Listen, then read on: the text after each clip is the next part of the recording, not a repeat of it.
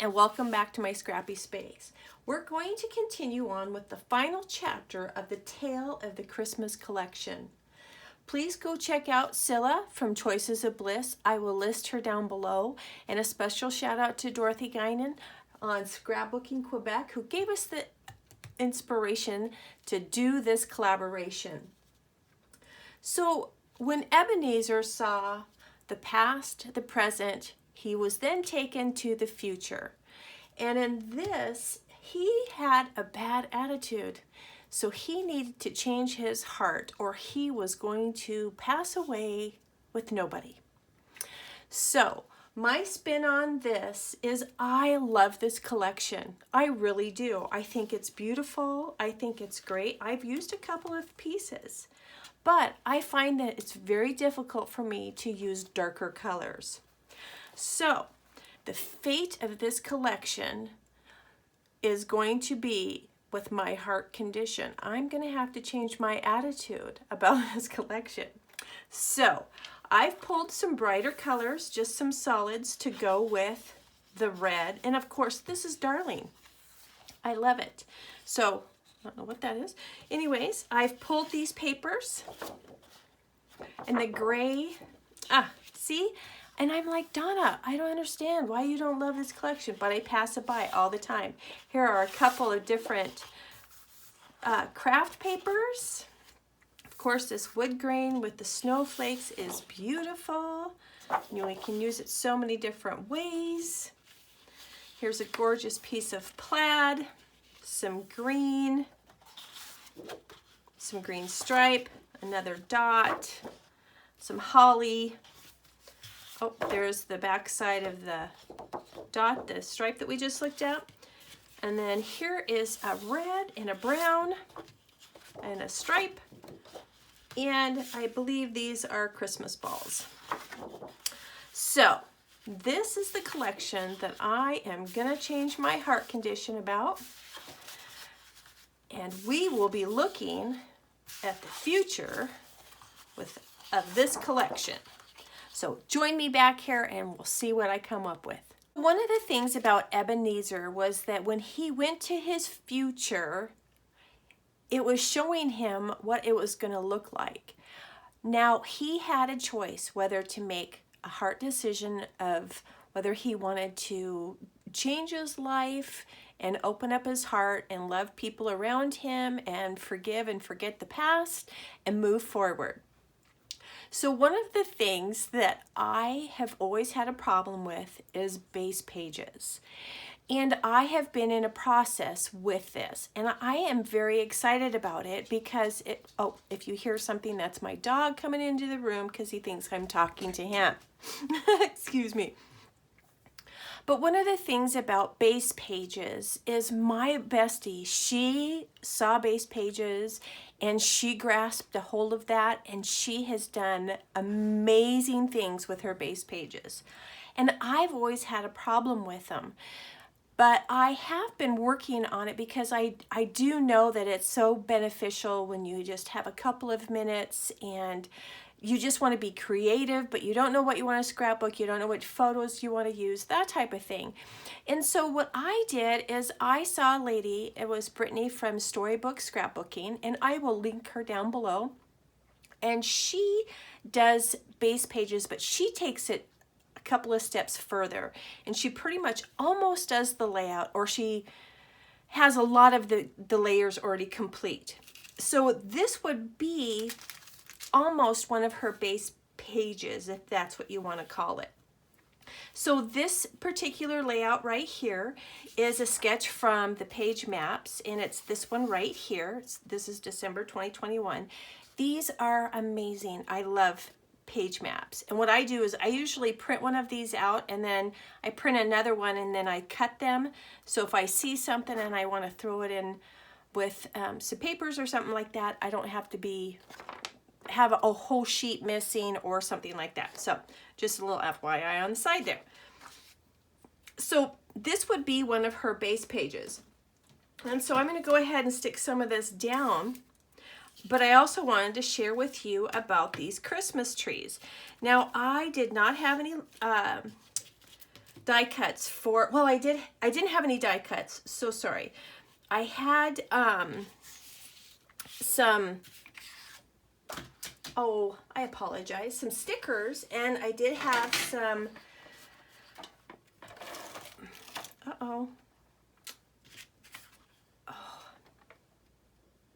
I had some stickers, and I also have some chipboard pieces. See, I won't even forget the name because I'm not a fan of chipboard.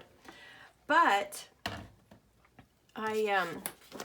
sorry, I cannot do two things at the same time.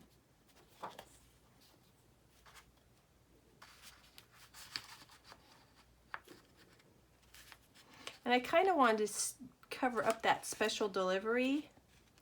The post I don't really care about, but so, and I'm just lightly tacking all this down. I had went and punched along the edge here and wrapped some ribbon around it like that. I'm not adding the, sorry guys, I cannot do two things at one time. But I am not adding the other little piece. Sorry if you see my head in there.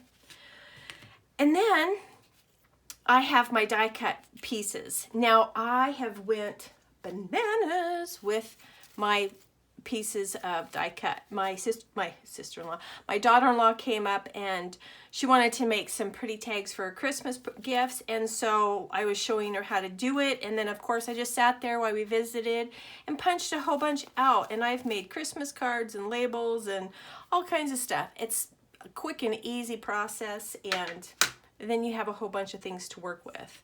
So one of the things that I did do is I highlighted my pieces here with some white ink because I wanted to give it that frosted look, because everything right now is flocked. I feel like that's the theme this year, is the flocking of the trees and all the different stuff. So what I do is I just take a little bit of white ink and just zhuzh it up just a hair bit. It gives it that frosted look. Whoops, if you don't kill your die cut. And it just adds something to it. Isn't that pretty? Oh, so pretty. So, and then I'm just gonna add that up there, and I'll go ahead and tack some of this down. But let's get back to the story of Mr. Ebenezer Scrooge here. So I have had a hard time with dark paper, especially with Christmas. I like the brighter, happy, fun colors, and I should have done this one first. And so I've really had to change my heart attitude towards this paper collection. It's a beautiful collection, but I just have had a bad attitude towards it, I guess.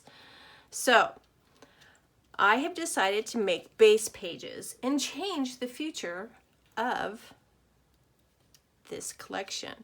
And yeah, you may be able to see some of this glue, but I'm not gonna sit here and analyze my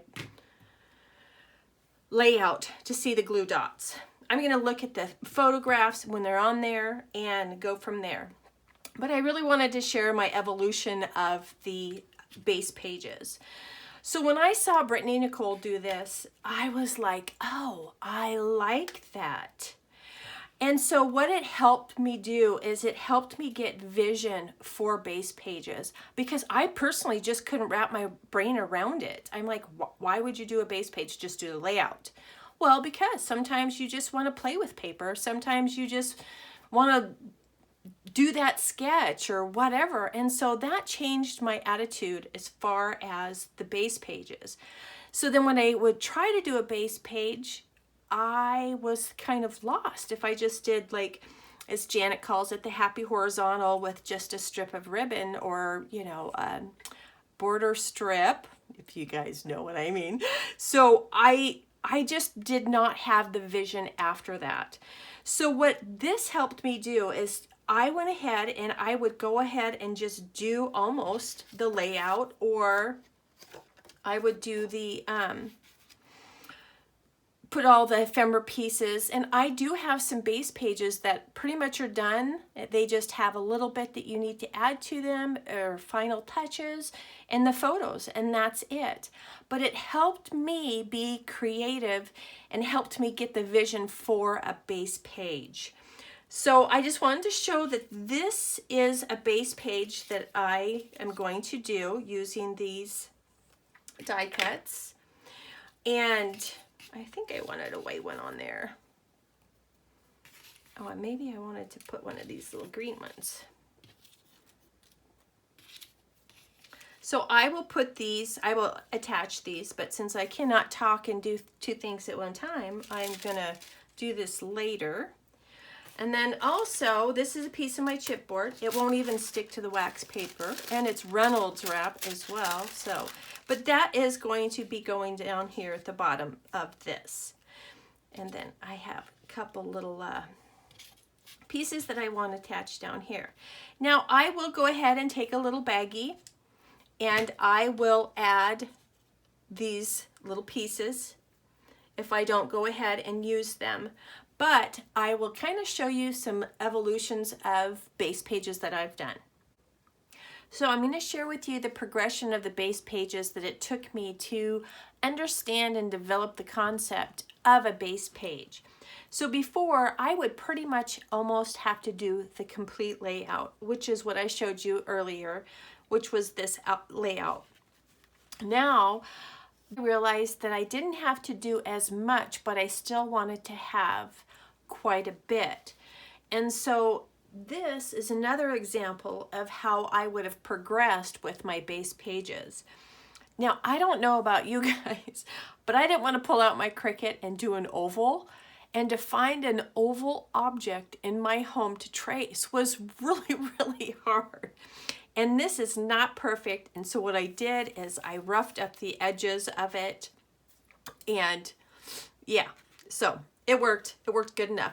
So what I wanted to do with this one is I did want to go ahead and do my frame, and I wanted a pretty good idea of what I wanted. But if you will see, none of this is put down. None of it's adhered. And so I will just put these pieces in a little cellophane bag, and I will put them with this, and we'll make a base page one day. But that is how my process has been going with my brain for base pages. And now what I can actually do is I can do a base page like this. I can say, okay, this is my paper. Here is some trimmings that I want to use, and these are just bits and bobs that I've got that I have left over. And I actually have a story that I want to tell about this. And this is cream and white, which is very odd for me. And this may can't come off, I'm not quite sure. But now I'm able to look at a piece of paper, look at some pieces of scrap paper and or other pieces, and say, okay, this is going to be my base page, and I can put it all together and start pulling out some embezzlements. I am so sorry. Embellishments. You can tell what kind of work I'm in, huh?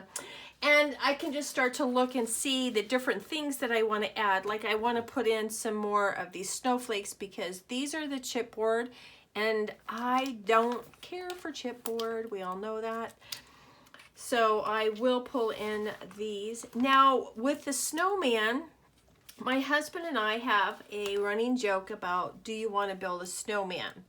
He was a plow truck driver for 30 years, and we like to play in the snow, but as far as him plowing it, he's not a big fan of it. And so I used to randomly call him after he'd been plowing for hours and days and say, do you want to build a snowman? And we would sing, I would sing to him, and he would laugh, and so it was a big joke. So I kind of want to do a little bit of a memory page with that. So I'm just going to put some embellishments here. Oh, I think this one would be cute too. If kisses were snowflakes, I would send you a blizzard. Oh, I like that too. Just a sec.